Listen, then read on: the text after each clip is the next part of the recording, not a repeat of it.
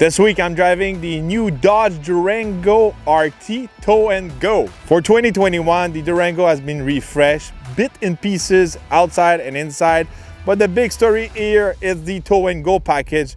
This package is going to improve your towing capacity. You're able to tow up to 8,700 pounds. That's pretty impressive. This is the best in its class. It's crushing all the other SUVs of the same size. But this package offers you a lot. This package, it's an option. It's going to cost you around $5,495, but I think it's worth it. So first of all, if we look at the headlights, we've got some new headlights for 2021. They're more aggressive. They're a little bit smaller than before. We have a lot of bits and pieces from the SRT model on this RT.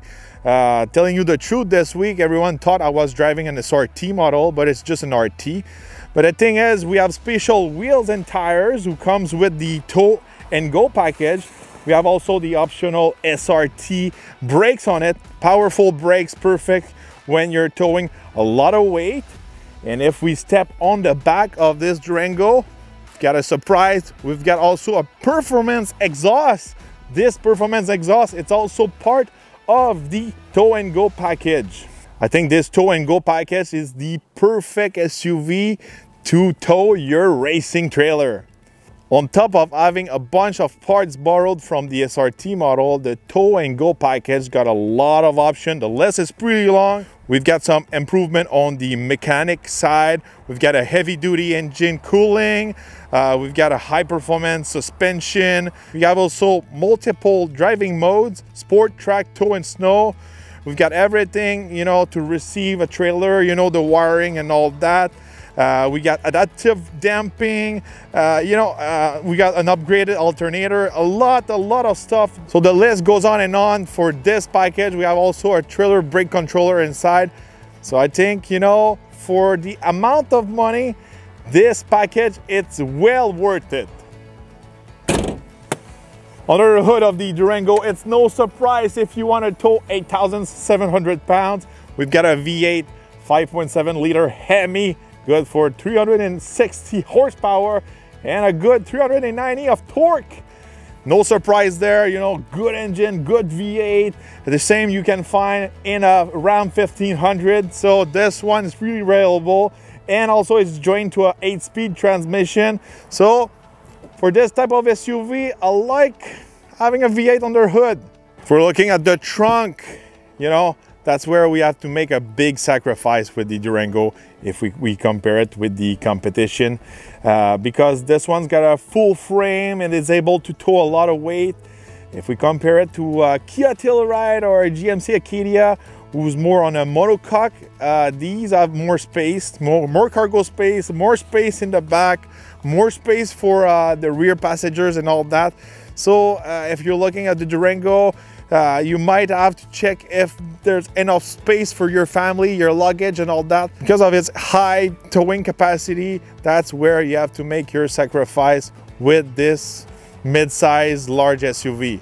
If we're looking at the price for a base Durango RT, it's just under $62,000, and the model I'm driving this week, it's pretty well equipped. It's good for $81,780.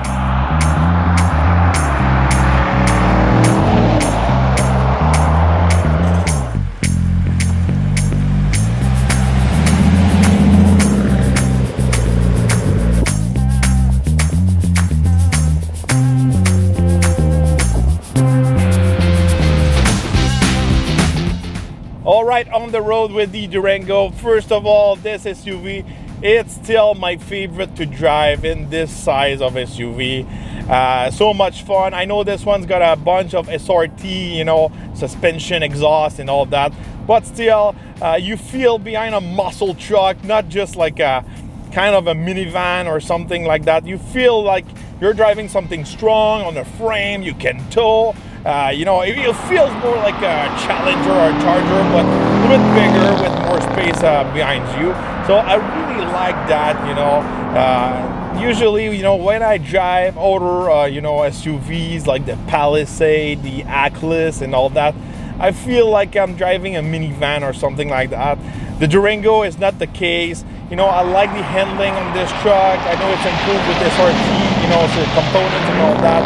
I like the sound of the exhaust. It's pretty loud for a stock, you know, RT model. Nice. But, you know, overall, strong SUV, got a lot of improvement for 2021, especially inside. We've got a brand new screen with the new Uconnect 5. This is one of the fastest and most improved system on the market. The Durango is one of the first one to get it in the Stellantis lineup. It's not FCA anymore, it's Stellantis. So good system, pretty quick. We've got also the Sirius XM 360L, pretty cool system. You can do a bunch of stuff with this system. Really nice improvement. One of the weak point of this system, but it's not the system fault, I could say. It's the rear view camera. You know, you've got a really nice screen, but the camera, it's not high quality. It's still in a low resolution. So on this side, they should have changed that rear camera view to match that nice screen. Nice improvement here. You've got a place to put your phone and recharge it wirelessly. And also with this system, you can connect your Apple CarPlay wirelessly. This is awesome. This is I like that. I don't carry a wire all the time. Love this system. You know, we've got a bunch of buttons for your climate. Everything is at the right place. You got also a bunch of buttons for your heated and cool seat, also for your steering wheel. You know, usually, you know, Stellantis model, they like to put everything on the screen, and here it's not the case. So I like that. It's not like the Ram 1500. You have to search like a bunch of pages in the screen and just to turn off your heated seats. It's not the case here. You got a bunch of buttons also for your driving modes. It's part of the tow and go package. So you can quickly change your mode into snow, towing, sport track, eco mode and all that. You can turn off also the traction control. Again, easy access to, you know, use those modes, and you don't have to search it on the screen. I really like that. One really cool thing also I like about this interior is that new carbon fiber. It looks like the carbon fiber from Lamborghini. I really dig that. You know, you got some decent seats, racing kind of like big seats, the same you'll find in an SRT model, similar. You got a bunch of like two tones, leather details inside. The interior is really nice. You don't feel inside of a family SUV. You feel more like behind the wheel of a Charger or something like that. Well, one of the weak points about this interior, it's really the rear seats. You don't have a ton of space in the second and third row. I wish we have more space, especially, you know, this week, I just sold my truck, and the Durango is one of the SUV I'm considering to buy. But after testing this Durango all week long with my wife and the kids didn't like it in the back. They don't have enough space, especially behind my seat. And the kids are just 7 years old and 9 years old. They're not tall. So if they're not able to fit right now, I guess in the future it won't be the case anymore. So I wish we could move those seats for a little bit more space. And also the last row, it's not really usable. It's really tiny there. It's one of the weak points of the Durango because this one's a frame. You're able to tow tons of weight. But the thing is, with a monocoque, you're able to get more space inside of your SUV, especially in those two rows. So for me this week, this truck was on my list of like considering for purchase, but just because the kids don't have enough space for their legs and I don't have enough cargo space, I have to remove the Durango from my list. I wish, I love to drive those Durangos, but it's just not practical for my family. So I guess, if you're just 4 person, maybe you don't have to carry a lot of cargo. It can be okay, but if you're adding maybe a 5th person, or you need a little bit more than just 4 passenger, the Durango is not the best choice. So under the hood of this Durango, we've got a V8. It's not only for towing, but also for performance.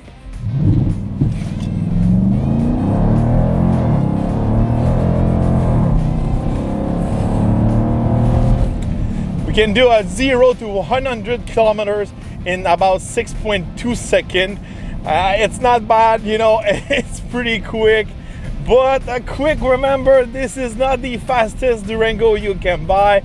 You can also buy the SRT version with the 392 under the hood. And also, only for this year, you can get the new Hellcat Durango with 710 horsepower. It's the most powerful 3-row SUV you can get on the market. So on the performance side, you know, Dodge got it. Another big weak point for the Durango, and this one's obvious, it's the fuel economy. You know, this week I was averaging around 15 liters per 100 kilometers. You know, comparing this to the competition, usually the competition can do 10 liters per 100 kilometers or less. So obviously, with power comes responsibility, you could say. So on this side, obviously, you've got a big V8, you got a frame and all that. So it's a little bit harder on fuel. So, you know, the Durango overall, you know, it's a give and take kind of choice. You want something fun to drive, you want a big engine, you want some rumble from the exhaust, you want the towing capacity and all that.